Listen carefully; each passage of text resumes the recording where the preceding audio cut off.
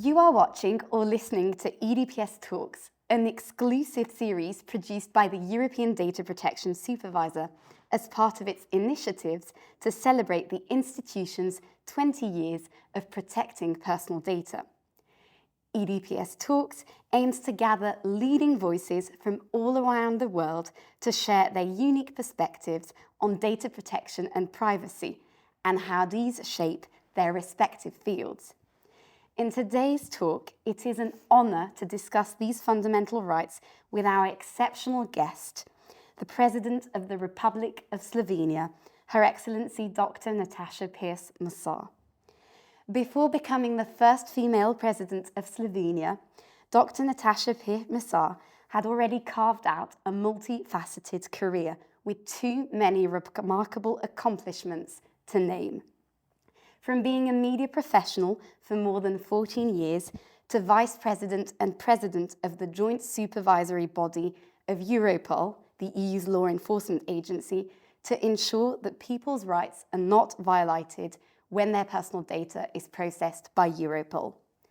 Dedicating most of her career to protecting human rights, especially privacy, Madam President has developed over the years an extensive expertise in data protection law, marked by several significant achievements, including her impactful role as Information Commissioner of the Data Protection Authority of Slovenia for over 10 years, during which she earned the nickname of Cookie Monster at the time of introducing the Cookie Directive of Slovenia.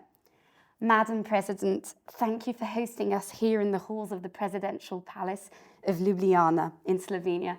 It's a pleasure to be here to discuss your wealth of experience. Oh, you are more than welcome. And if I may begin with one sentence, the data protection and privacy right is like a virus in my blood. There is no vaccine which can take it out. So I live for human rights, and I dedicated most of my professional life to data protection. So you're very passionate about the subject, as we can tell. It's rather uncommon to have a head of state that has served as data protection commissioner like yourself, or indeed has the wealth of expertise and knowledge that you have in data protection. So my first question to you is, what does privacy mean to you? Just to answer your first part, I think I'm the first one coming from the data protection world to become a president. So in this way, I'm unique. What does privacy mean to me? When I became the Information Commissioner and being a lawyer by profession, it was, of course, much easier understanding the law and all the backgrounds and how to evaluate certain laws, how to argue certain cases. Privacy is a holy grail for me, if I may say. Without privacy and other human rights, we have to be honest, they are in synergy. They have to live together with each other. If one drops, if one vanishes, then the others are not in full power. So that's the first point I want to make. And privacy goes hand in hand with freedom of expression as well. This is especially important for journalists. I was a journalist for 12 years, so I understand the work and then the ratio behind a very, very important task that the journalists do have in modern societies. If you think that you are a person that has nothing to hide, this is a sentence we say quite often, you're probably a boring person. Every person has something to hide, and I tried to teach young people in primary schools, in high schools, at universities. When I was the Information Commissioner, I was really, really lecturing a lot around my country and around the world, basically. And I think and I hope that in my country, I put the values of human rights and especially privacy and data protection on a much higher level than it was before. And if this is my legacy, I'm more than happy and proud on that. So would you say that if there was a key message to give to the younger generation about privacy and the freedom of expression and the right to information, what would you say? be curious. Always ask why data controllers are gathering the data. Ask questions. Why do you need this? And in many cases, very often, you will find out that the answer is because the boss said so, because we have the rules. The people who are gathering data, they often do not know how to explain why a certain data is needed. And the data minimization or data proportionality is a key point that every single person needs to be aware of. And for the young people, being totally connected to the digital world, and it's getting, let's say, worse and worse every year because modern technologies are developing rapidly. Younger and younger kids are getting the telephones and they're using them for browsing the internet, social networks. If they're not aware of what's behind, they will be careless, and this is not okay. So be curious, ask questions. Why data is needed for a data controller? That's the key message for them. Thank you. Focusing now more within your role as President of Slovenia, how do you think your experience in data protection influenced your political career leading up to where you are now? You can believe me that running for a president was the hardest decision in my life. It was not easy to decide to run for a president because I was never a member of any political parties. I was and still am totally independent. That's the added value. Being a lawyer is also the added value. And being an expert in certain topics, it's also the added value in the international community. People, heads of states, prime ministers, other stakeholders are recognizing me as an expert in data protection, artificial intelligence. And this is the field that I really enjoy working in. It's something that I simply love. And being a lawyer, of course, it's an added value, but being a politician, it's something completely different. I stepped into a totally different world than I was before being a president. And today I am more and more aware that being only a lawyer, you're sometimes too legalistic, too fetishistic, if I may say so. In politics, you have to know how to make compromises. You have to know about the diplomatic language. Being the Information Commissioner, it was the best period of my life. You can honestly believe me. It was 10 years that I really, really, really enjoyed. And knowing the field into the fundamentals, of course, it helps me being a president, and as I said, in the international community as well. And I want people to recognize me as a person who knows certain topics. I do not know everything. And discussing data protection with the heads of states, it's sometimes quite hard because most of them, they know some general things, but when they listen to me, when I talk to them, they really see that I give them the information which is useful for them as well, because in this modern world, everything is so interconnected, and without privacy rules, it would be even worse. And I'm happy to live in the European Union, who is the leader in regulating data protection and regulating artificial intelligence also now. And being the Information Commissioner, just to conclude what I've just said, I always took my role as being, a kind of an NGO. I called myself a Quango, a quasi-NGO, because when I started dealing with data protection in my country, there were none NGOs who were connected to data protection and privacy rights. So I had to be vocal, I had to be loud, and I was a kind of an activist in that time. But being a president, I have to be wiser, slower in arguing, so I have to take a deep breath before I say something. And this is something that I need to master more. I'm aware of the minus, which is, the virus in my blood I discussed with you at the beginning. You mentioned here that obviously as an Information Commissioner for the Data Protection Authority of Slovenia, you see yourself, at the beginning at least, as an activist, and that the world of politics is completely a different kettle of fish. One can observe, and maybe you may disagree and agree, that in recent years, privacy has meant different things for different political actors, sometimes perceived as an opportunity or a challenge or an obstacle. Having been both at the realm of Slovenia's Data Protection Authority and now the country itself, what are your views? Is there a trend? And if so, how does it shape your work or decisions being made, not just at EU level, but beyond? You mentioned the international community. What's the impact of the discussions on privacy in that area? First of all, I am really, really happy that we are discussing this more and more. With the rapid development of the artificial intelligence, I mean, we have to tackle privacy rights and data protection. And politicians are aware of that because they see what's going on. For example, this year, 4 billion people are going to vote for their leaders in 70 countries.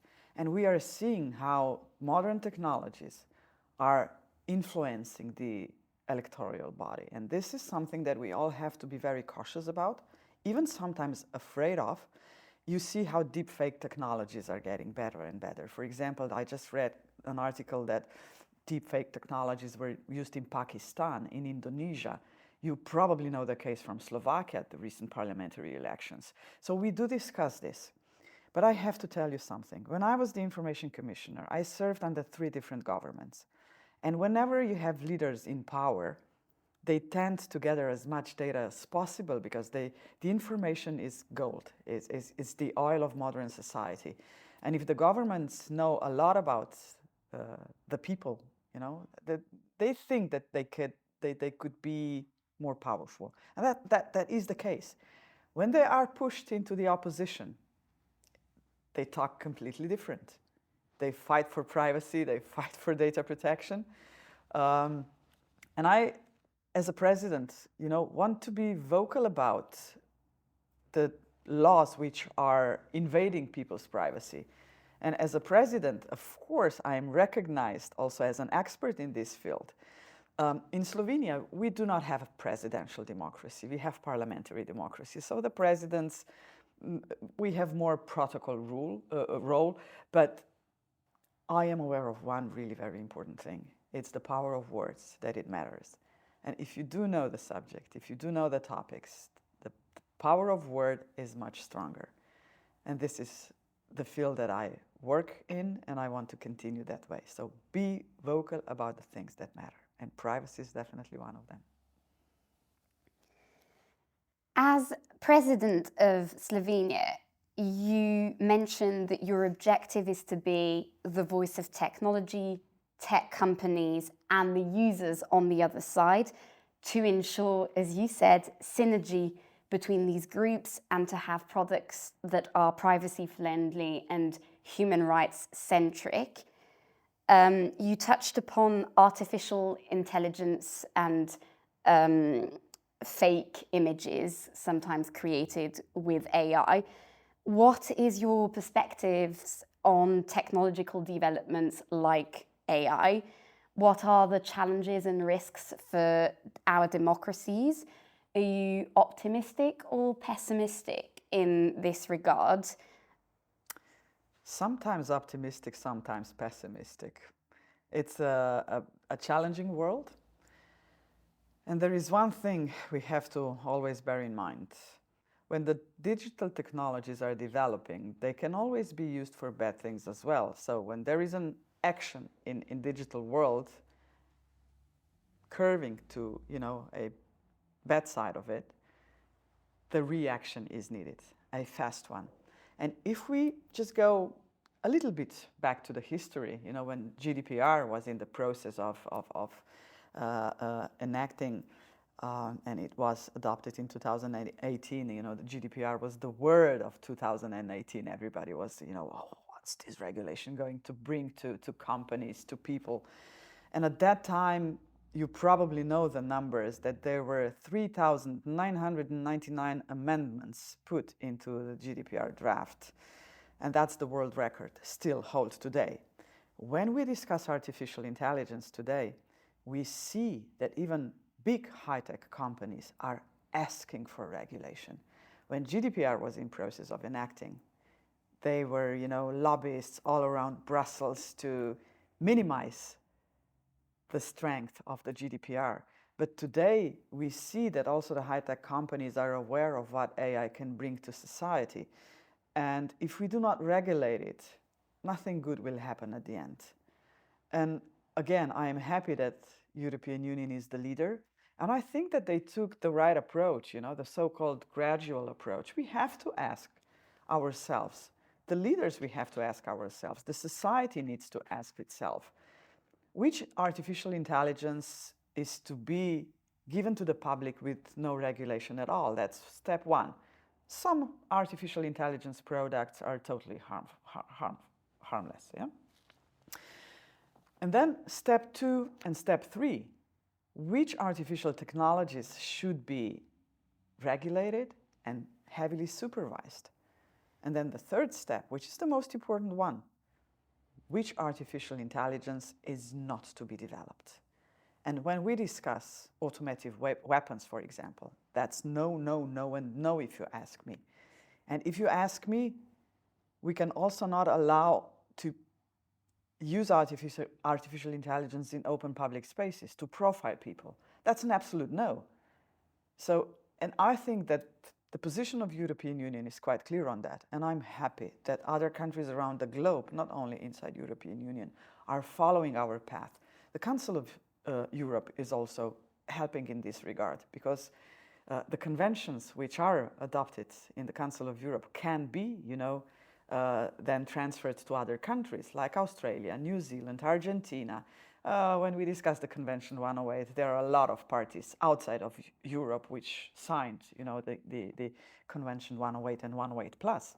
So this is the added value of Europe and European Union. And again, if I was proud of what I did as the Information Commissioner, I'm proud on Europe to be the leader in this regard. Earlier, you mentioned that many countries will be having elections, and that voice, information, data is power for political actors. And with this comes a substantial problem with disinformation and a decline in trust in sources of information. Addressing the United Nations in September 2023, you stated that big tech companies should take more systematic responsibility for the content they host and moderate. They should better protect users from hate speech, disinformation, and other harmful content.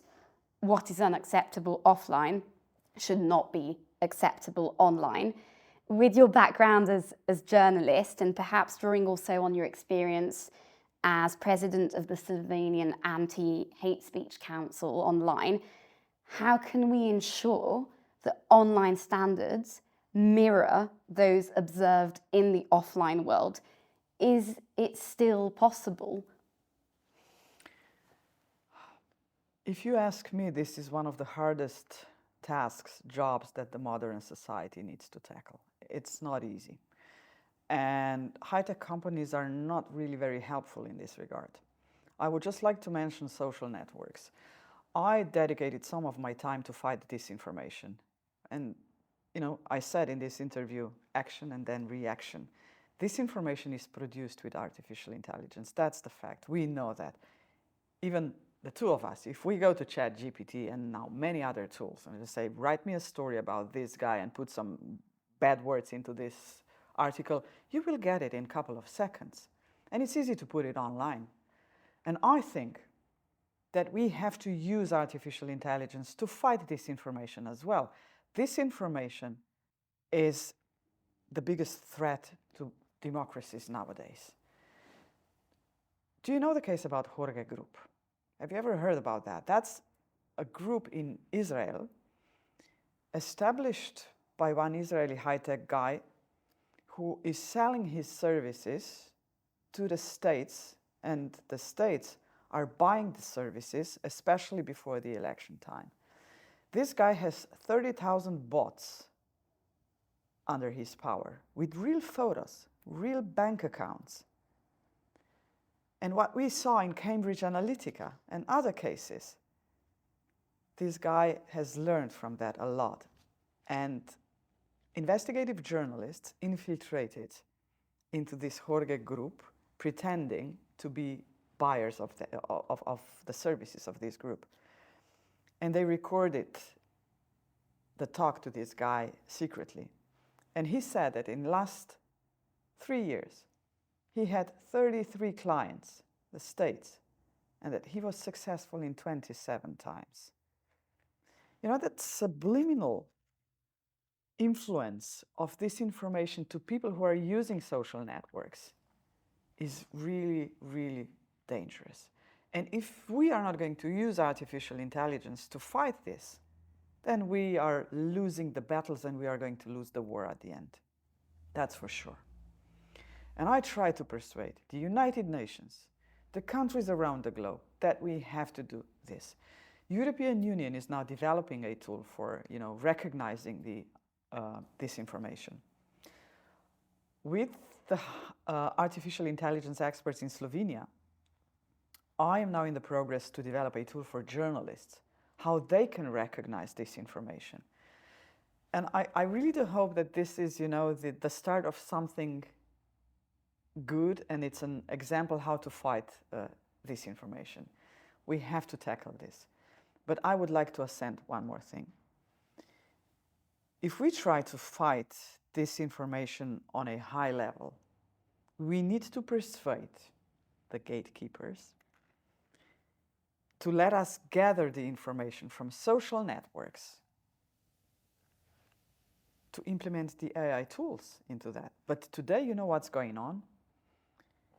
The social networks, the big ones, the X, the Facebook and Instagram, are only letting to enter into the 3% of all the communication done in the social networks. That's just simply not enough.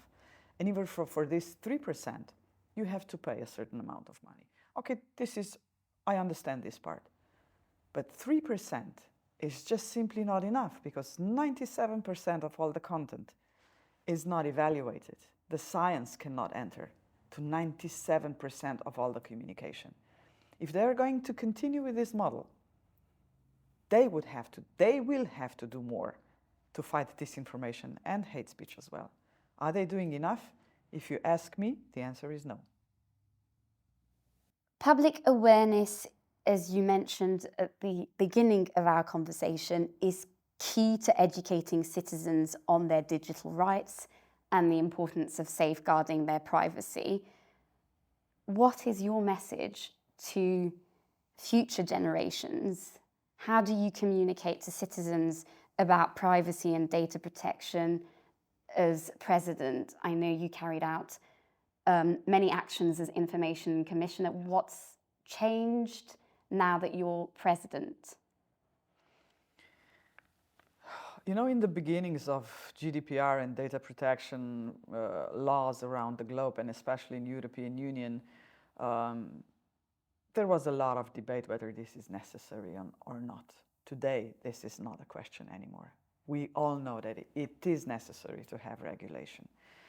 And my message would be, whenever you are developing artificial intelligence or other modern technologies, do not forget about privacy and human rights. And what is even more important, when we discuss the artificial intelligence world, and this was recognized very soon in Silicon Valley, also in the United States, in Silicon Valley in Ireland, that we have to have multidisciplinary teams. It's not enough that there are only men in the team. It's not enough that there are only IT experts in the team.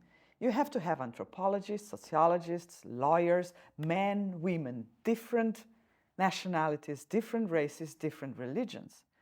Because the artificial intelligence is a global issue, and especially the big high-tech developers are making products for the whole world.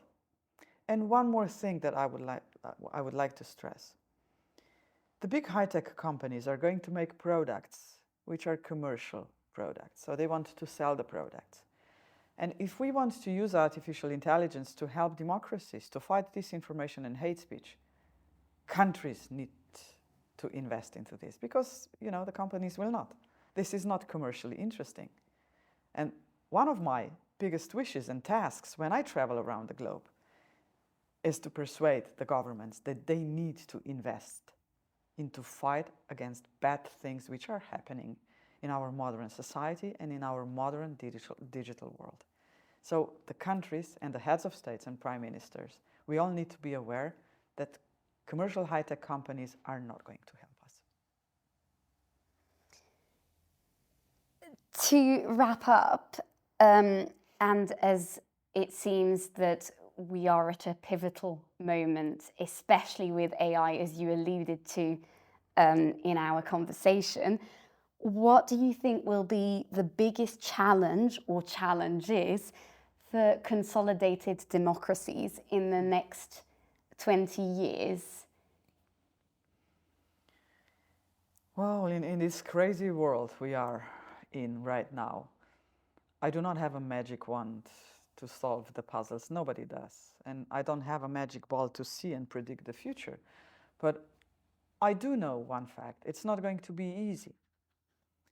The problem we faced with the development of the internet, we were given the internet in 1995 to the general usage from, the military and academic sphere which internet was developed in the United States.